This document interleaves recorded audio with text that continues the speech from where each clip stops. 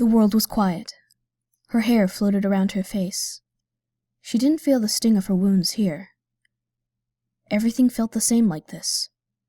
It seemed almost as if all her cares were a mile away. The last of her oxygen left her mouth and flew past her face. Her lungs began to burn. She wanted to hold it for a little longer, but her body defied her. Pinkie gasped, taking in a huge breath of air as she surfaced from the bucket of water.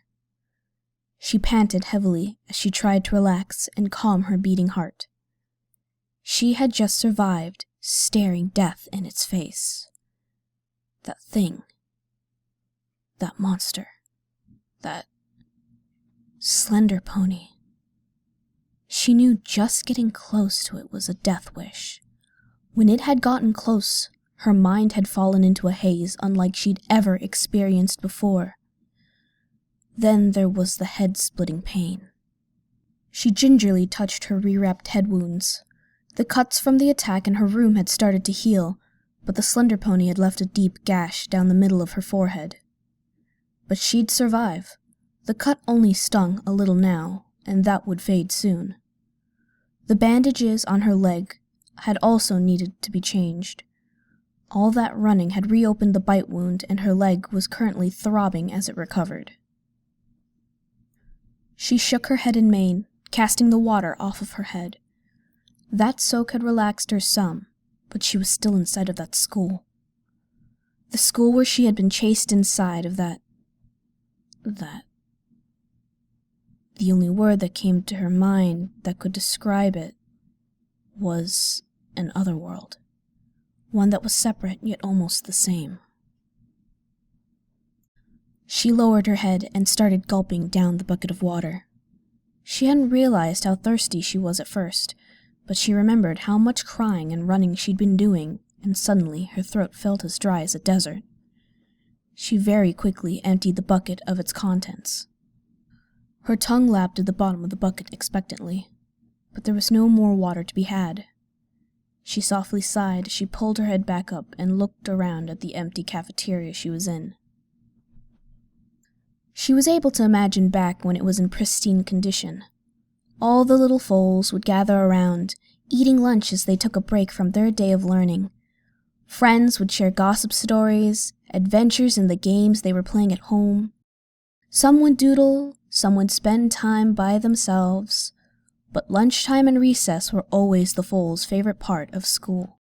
Those days are long gone in this place, aren't they? She stared at the empty, dust-covered room. The tables had been empty and abandoned for a long time now, and no foals visited these halls. Even the brief glimpse at the playful ghost foals had gone away and left the empty silence. She took a soft breath and picked up the red ribbon. She had taken it off to soak her head. She gently tied it to a bow at the end of her mane once more. She was growing very fond of this ribbon, not only being a gift from Gummy. It seemed to give her a sense of normalcy during these calm moments, when she just had time to herself. It seemed to put her mind at a bit of ease just knowing it was there. I guess all that's left to do now is open this box. She looked down at the brown box that sat next to the bucket. She hadn't looked inside of it. In fact, she'd wanted to leave it there. Even more, she wanted to smash it. She wanted to destroy the box.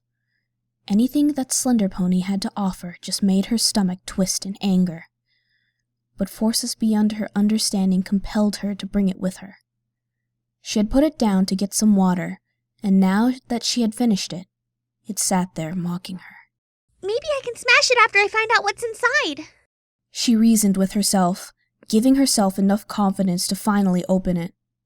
She carefully lifted open the brown lid, half expecting it to burst into fire upon her touching it. The lid slid off easily as she looked inside it. Well, why is this in here? She stared in shock at what sat inside the box. It was the key to Sugar Cube Corner. Why would he have this? Why would he give it to me? The questions racked Pinkie's mind, but no answers came. She had just come from that area, After all, her home was right above Sugar Cube Corner. I can't believe I forgot to check on the store itself! She kicked herself mentally. She looked at the key again, then remembered what she had seen in her room inside. No, I can believe I didn't check it. Not after that filly attacked me. I did want to get out of there as quickly as I could. She carefully picked up the key and placed it in her bag. She had to go back and find out what happened to Sugar Cube Corner now. She then carefully replaced the lid on the brown box before picking it up and dropping it on the ground. She lifted her good leg and smashed the box under her hoof. It let off a satisfying crunch as she crushed it. The snow had started to pile up thickly at her hooves. The town looked like it had a white blanket covering it. Every part of the town had snow on it. The streets, the roofs, and the trees. Pinkie had never seen the town covered in the snow this way before. There had always been ponies that made sure the town was still usable during the winter, clearing the streets and making sure the snow didn't pile up too thickly. Each step gave a crunch in the snow as the cold ground sank underneath her. She shivered even more now, wishing she had brought some winter clothes to keep warm. Normally she did well in the cold, but the snow kept wetting her coat. She could feel the ice starting to form at the base of her legs. Sugar Cube Corner finally came into view. She sighed in relief. She had seen groaners in the distant fog, but none had come close to her. She had managed to make it there only suffering from the cold. She went up to the door of her favorite bakery and gently tried to open it. The door was locked, as she had expected, so even if she had tried to check on it earlier, she would have just had to move on. She carefully pulled the key to the store out of her bag and placed it into the lock, the door unlocking. Pinkie watched as the key turned to ash, just as the school key had before it. She just let out a soft sigh as she pushed open the door, stepping inside. As she expected, Sugar Cube Corner was dark, just like her room had been. Scant amount of light entered the room as she looked around. She quickly reached into her bag, pulling out the lantern. She was thankful she had refilled it with the oil back at the cafeteria as she set the flame alight. To her surprise, Sugar Cube Corner looked fine. There were no pastries on the shelves or counters, but there was a lack of dust and decay. In fact, the place was even decorated. There were ribbons and banners and balloons set up all around the shop. There was a table set up for holding snacks and punch, several games placed in various locations, as well as a pile of presents on another table. There was a banner tied from one pole to the other above it, all that read, "Welcome, Pinkie Pie." Are these decorations for me? She placed her lantern down on a table so it could illuminate the room. Oh, we have a guest! I love guests! It was a voice that sounded all too familiar. Pinkie stopped as she looked around. She hadn't heard any pony's voice since she'd entered this horrible place, and she was suddenly filled with hope. Yes! You do have a guest! It's me, Pinkie Pie! Who are you? Come on out! I promise I'm not like those monsters outside! Oh, really? It's just so hard to tell these days who is and isn't. Please, will you come out? I'd really like to see your face. She didn't care that the voice seemed to sound familiar. She just wanted to see the pony. Okie dokie Loki, since you asked so nicely. A blob of darkness in the corner of the room began to move. It seemed to manifest into the form of a pony before Pinkie's eyes. The shadows surrounding the pony faded as light soon gave her a form. Pinkie gasped in shock, covering her mouth with a hoof. What's the matter? You seem surprised to see me. You said your name is Pinkie Pie, right? What a coincidence! My name's Pinkie Pie, too! There was no doubt about it. The bright pink coat, the frizzed-up curly mane and tail, the blue and yellow balloons for a cutie mark, the bouncing, bubbly attitude. It was Pinkie Pie. But that's going to get confusing if we both start calling each other Pinkie Pie. She stopped bouncing for a moment, thinking about it. We should give you a nickname. Well, what? But I'm... Pinkie couldn't think of anything to say. Why was there two of her? and this Pinkie didn't seem to be suffering at all from any sadness or despair. She wasn't covered in any bandages, and she didn't look hurt. This Pinkie looked exactly like she did before the nightmares had started to affect her, and this town wasn't helping her. Oh, I see, your hair is down. Does that mean you're sad? You must be. The only time my hair goes down is when I'm sad. We can call you Sadie Pie. Why are you sad, Sadie Pie? Did someone steal your sweets?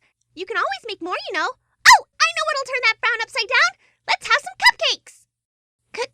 Cupcakes? But I want to get out of this town. You want to go? But you only just got here. Come on, there's so much fun for us to have. She bounced over to a door on the side of Sugar Cube Corner, one that led to the basement. She opened the door, then turned back around.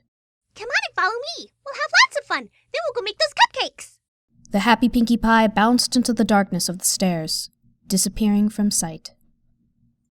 Pinkie just stared in disbelief as the second Pinkie disappeared from sight.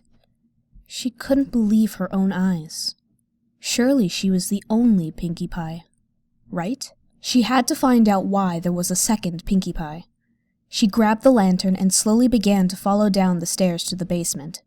She could hear the constant giggling of herself far down in the darkness. For some reason, she might have preferred the silence. She hit the bottom of the stairs and looked up, expecting to see the basement. Instead, there was a long hallway before her, with a series of 4 wooden doors along it with a final wooden door at the end. Come on! Let's play already! The chipper voice echoed throughout the hallway. Pinkie couldn't tell which direction it had come from. She slowly walked up to the first door and opened it, entering slowly. Inside the room, she got a shock, as she saw the familiar look, the living room from the farm. The ghostly image of her father had placed a bowl of soup before a ghostly image of her younger self, wrapped up in a blanket. Here, you should eat something. I'm not hungry. She bundled herself up tighter into the blanket. You haven't eaten anything since you got back. Please, you have to eat. Her father sat down on the couch next to his daughter. I don't ever want to eat again. Her voice quivered with fear. Her father placed his head around his shaking daughter, holding her close to his body. The images faded away. The room was quiet as Pinkie stared at the images she had just seen. Was that a memory? It wasn't a memory she could remember. The words her father had spoken felt ominous, but she couldn't think of why they would seem that way. She saw something out of the corner of her eye, looking down on the table where the soup had been placed. On top of it was a green tile with the image of a cat on it. She wasn't sure what it meant, but she felt it was something important. She made sure to quickly grab it and place it inside of her bag. She then exited the room, closing the door behind her. You do want to have fun, don't you? The cheerful voice echoed through the hallway once again. Pinkie ignored it for the moment, opening the door across from the first one. Inside the door, she saw an interrogation room, one she would have seen at the local authorities when she was little. Can't you see she's been through a lot? The ghostly image of her mother told a ghostly police Colt as she hugged her pink daughter. Your questions are upsetting her. The pink filly was shaking in her mother's arms. I apologize profusely. We're not trying to scare her, but we need to know what happened. You need to give my daughter time. This has been a tough time. For all of us. We understand, and you have our condolences. But we need to know the details. Once we do, we can bring this whole affair to an end quickly. The images faded from the room once more, leaving behind a pink table and the interrogation table. It was another scene that didn't exist in her memories. This one confused her more than the last one, not knowing what reason she would have to be in an interrogation room like that. She examined the tile, seeing that it had a picture of a bird on it. She quickly placed it inside of her bag before exiting this room as well. Ooh, you're going to make me wait, aren't you? The chipper Pinkie Pie's voice echoed in the hallway, sounding disappointed. Pinkie softly shook her head. The voice of that other Pinkie was unsettling to her. Hearing herself talk without it being her just felt unnatural. She carefully walked to the next door, opening it and stepping inside. This time, she saw her bedroom from the farm. 3 beds filled the room, one for each of them, as their parents had slept in a different room. Come on, sis. You need to get some sleep. It's getting late. The ghostly image of her older sister Octavia was trying to comfort the young pink filly. They were sleeping in the same bed as her sister hugged her tightly. I know you're having a hard time, but I'm here. You know I won't let anything happen to you. The young pink filly began to sob into Octavia's coat. The 2 of them embraced as the images faded once more. On the bed sat a red tile with the picture of a snake on it. Pinkie wiped away a tear that had begun to form at the edge of her eye. She didn't know why these emotions were welling up inside of her. The images were too real to not be true. But why couldn't she remember them? She carefully placed the red tile in her bag before exiting the room. Come on! I prepared a party for you and everything! She still sounded happy, but like she was getting impatient. Pinkie shook her head softly. She had to see what was in this other door now. That other Pinkie could wait. She opened the final door on the sides of the hallway, stepping into a room that had its walls painted like the sky. The ground was covered in sand and rocks. It looked like the outside of the rock farm. So, you sure this is what you want? Yeah, it is. I don't think I should stay here anymore. I understand. Just please be careful out there. I know you'll have Octavia with you. Are you sure you guys don't want to come? I don't know if I'll be coming back either. I was left this farm by my father. I can't just leave it now. This farm is my whole life now, good and bad memories alike. So I hope you can forgive us for not coming with you. Just please be safe. Don't worry, Father. I'll guarantee that nothing shall happen. We trust you, Octavia. The images faded away. A blue tile with a fish on it sat in the middle of the room. That was when we left the farm, wasn't it? Pinkie remembered having left the farm with her parents' approval, but she hadn't remembered that conversation before they had left. Yet. She was sure it had happened. All of these images were experiences she had when she was younger. Yet she had forgotten them. Why would I have forgotten these memories? She walked over to the blue tile before placing it in her bag. There must be good reasons for why I have forgotten. Maybe that other Pinkie Pie knows. She exited the room. You're not very fun, Sadie Pie. If I was told I was being thrown a party, I would just go straight to it. The voice sounded like her patience was wearing thin. Pinkie walked down the rest of the length of the hallway, reaching the door at the end of it. She pushed the door open, walking inside. Oh, there you are. I was afraid you'd gotten lost somehow, which would be weird. How do you get lost in a straight hallway? I mean, I'm sure there's a way, but you sure have to lead the party. The other Pinkie stood in the middle of the room, illuminated by a lantern that hung from the ceiling. The rest of the room was pitch black, except for the circle of light that showed where she was. Pinkie carefully turned off her lantern before storing it back in her bag and then turning to face herself. Tell me, you know what those images were about, don't you? The other Pinkie frowned. What? You made me wait for that? That's not very nice. But I'll forgive you. After all, now that you're here, we can have fun together. Please, I want to have fun as much as you do, but I can't enjoy myself until I find some answers. What happened to Ponyville? Why are there monsters? Why am I seeing the images I'm seeing? I want nothing more than to go back to throwing parties and hanging out with my friends, but I can't. Not so long as all these questions are eating me up inside. The other Pinkie stopped bouncing and just seemed to frown. Fine. I see how it is. I guess I'll just have to remove that sadness from you, Sadie Pie. Pinkie blinked in confusion. She had no idea what the other Pinkie meant, but she hadn't answered any of her burning questions. Her thoughts were stopped as her heart sunk. Her ears could hear the siren going off. The light in the room was dimming, turning it pitch black slowly. Oh no! Oh no, no, no, no, no, no, no! She began to panic as the light faded completely. She tried to brace herself for anything. The world was changing. She could feel it shifting under her hooves. As the siren began to die out, the lantern began to flicker back to life, re-illuminating the spot where the other Pinkie was standing. The ground around them had turned into the rotting, grime-covered floor that had appeared the first time she had heard the siren. The other Pinkie Pie was still standing there where she had been. The only difference now was that she was wearing a strange dress with wings. As the other Pinkie began to turn around, the phonograph began to come to life with static. You know, playing with myself really might be the most fun I'll ever have. She let out a soft chuckle, turning around fully to give Pinkie a full view of the outfit. I'll have to make it last. But all things do come to an end. Pinkie stared at the outfit, beginning to notice details about it she wished she hadn't.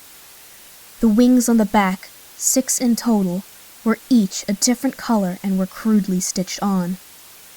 Around her neck was a necklace with multiple unicorn horns dangling from it.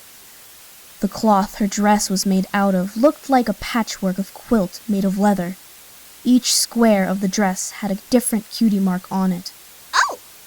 Do you like my dress? The other Pinkie angled her body to show it off better. I'm so glad you like it. I worked very hard to make it. It wasn't easy getting everything to be so intact. Ponies really like to squirm, you know. I'm quite proud of how it came out, too. But I must admit, I see something I can add to it that would make it even better. The lantern grew brighter, illuminating more of the room, revealing a table that had been hiding in the darkness. The other Pinkie turned and walked towards the table, reaching into a medical bag that was placed on the table. From the bag, she pulled out a large, sharp butcher's knife. Now be a good pony and hold still, will you? I don't want to mess up that beautiful cutie mark of yours. The other Pinkie said, as if it was a natural thing, before putting the butcher's knife in her mouth. The phonograph began to let out its wailing rings. Pinkie's heart felt like it had stopped. She couldn't even comprehend everything that this other Pinkie was saying. But it was very clear that the other Pinkie wasn't going to give her a chance, as the other Pinkie began to charge full gallop at her. The other Pinkie appeared to be aiming for her legs. She jumped out of the way as the knife came close to cutting deep into her. She tried to back up away from the other Pinkie, into the darkness when she hit something hard.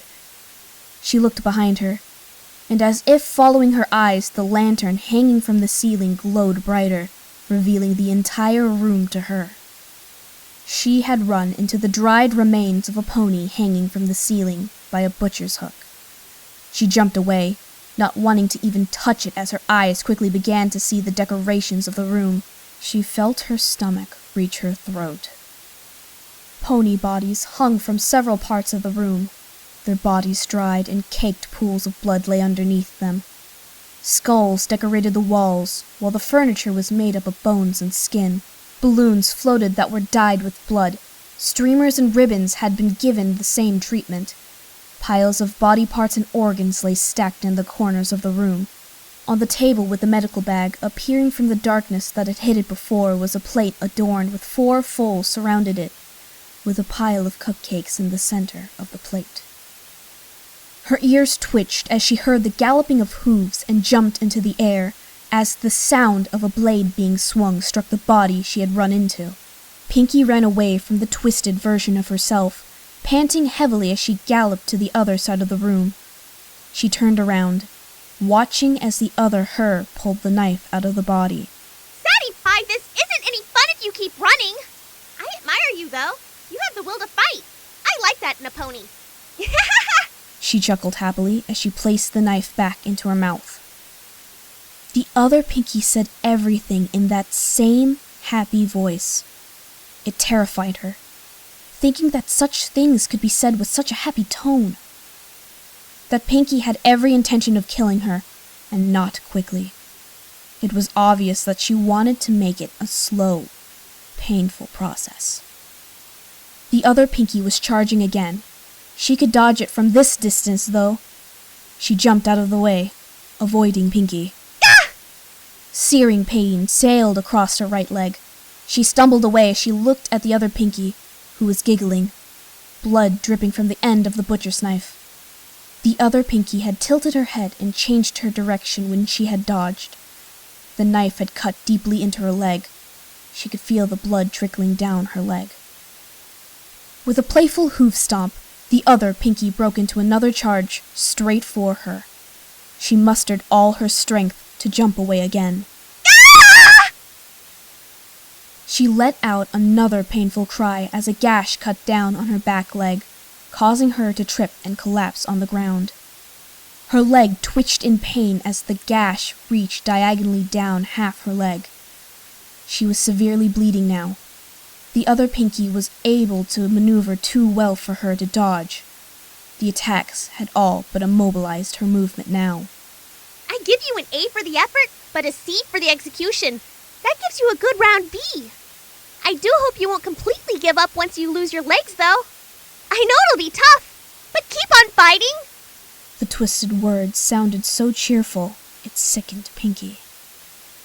She turned her head to watch the other Pinkie put the knife back in her mouth. She had come up to her from behind and was raising her head now. She was going to bring the knife down. Bring down right into her leg. With all of her might, she pulled her leg back in as the other Pinkie began to throw her head down with all her might to chop the leg off. Pinkie bucked the leg with all of her might into the other Pinkie's jaw. A loud crack sounded through the room as Pinkie felt the body of the other Pinkie fly backwards, away from her. She heard a loud thud, followed by the clanging of the knife, hitting the hard ground. She panted in pain, trying not to focus too much on her bleeding legs.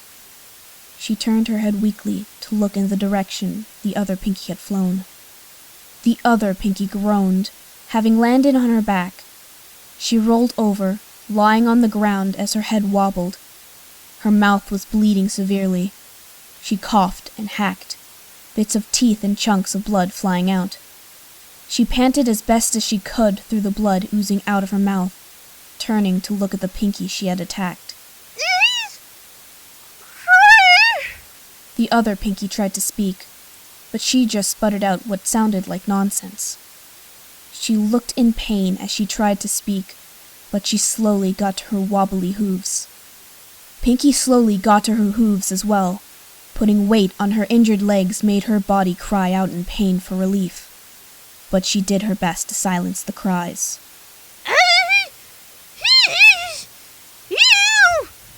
The other Pinkie sputtered out more blood, as she gripped the butcher's knife as best as she could with her hoof. Dragging it along the ground, she began to walk towards Pinkie. Pinkie took in sharp breaths of air as she concentrated on the vile pink mare before her. The other Pinkie began to pick up the pace, before going out into a full-on run straight for Pinkie. She seemed groggy, but determined, to bring that knife down into Pinkie's flesh. Pinkie had aimed the uninjured half of her body at the other Pinkie, bringing her hind hoof up once more. The butcher's knife was raised into the air, sparks flying as it had scraped along the ground. The frantic rush of the other Pinkie was closing in, ready to strike down. For a moment, everything seemed to hold still. Right on the edge of death, two forces that never should have met collided. The butcher's knife flew through the air, impaling itself into the ground. A loud crunching sound broke through the air. Pinkie's hind leg had struck, landing with all its might straight into its victim's throat. The other Pinkie's eyes shrunk as her windpipe was crushed, her forward energy being matched by the stopping force of the kick. Her body betrayed itself and swung itself free of the ground, her whole being shifting out from under the power of the kick and hitting the ground with a hard thud. That Pinkie jerked and twitched on the ground as it tried with all its might to get air from its broken windpipe, only to be filled with blood that poured freely from the neck. She jerked and squirmed as her eyes rolled into the back of her head. It seemed to last for an eternity, but the body finally stopped squirming as life escaped it. The only thing that could be heard was the loud panting of Pinkie Pie. Her phonograph had gone silent. She stared at the corpse that lay before her. She saw herself dead, killed by her own hoof. She seemed to be numb to the pain that was trying to course through her body, her mind beginning to fall into a haze from the amount of blood she was losing down her legs. It seemed insignificant at the moment. All she could do was stare numbly at the lifeless body before her. Nothing else seemed to even exist in the world. However, her mind finally began to receive the signals her body was sending. She needed medical attention. Her legs became shaky as she finally began to take her first step. She limped, putting as little pressure on her injured legs as possible over to the medical bag. She carefully pried it open, looking inside. There were many sharp instruments, scalpels, syringes filled with a strange liquid, even a saw for cutting bones. However, she saw a roll of gauze bandages. She carefully grabbed it, pulling it out of the bag. She unrolled the length of it before carefully, but tightly, wrapping it around her wounds. She wrapped it slowly, but surely, wrapping up the large cut on her hind leg, then the smaller cut on her front leg. The bandages quickly soaked with blood, but they would heal her wounds for the time being. She placed the remaining gauze inside of her bag and then turned towards the exit. She slowly limped her way back into the grimy hallway, walking past the steel doors. She carefully began to climb up the stairs, her wounds slipping once or twice due to the grime that had grown all over them. The climb was slow. Her body ached with pain and exhaustion, but she made it to the top. She slowly walked across the rotting floor of Sugar Cube Corner, heading straight to one of the grime-covered counters. In a dry spot on the counter sat a brown bottle. The label of it called it a health drink. Pinkie's dulled mind pulled the cap of it off with her mouth before taking it and drinking the whole thing. The drink tasted like a mix of bitter herbs and strawberries for flavor. It was a lot like drinking medicine. But her body was grateful to have the liquid inside of her. She placed the empty bottle back down on the counter and slowly trudged to the middle of Sugar Cube Corner. She laid down, panting heavily, as the haze of her mind finally came to a stop as she went into an uncomfortable sleep.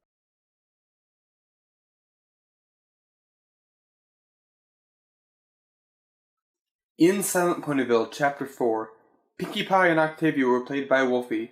Pinkie's father was played by Chlumpy. Pinkie's mother was played by Hannah Mae. The police Colt was played by Great Dinn, and narration was given by pocket-sized Kitsune.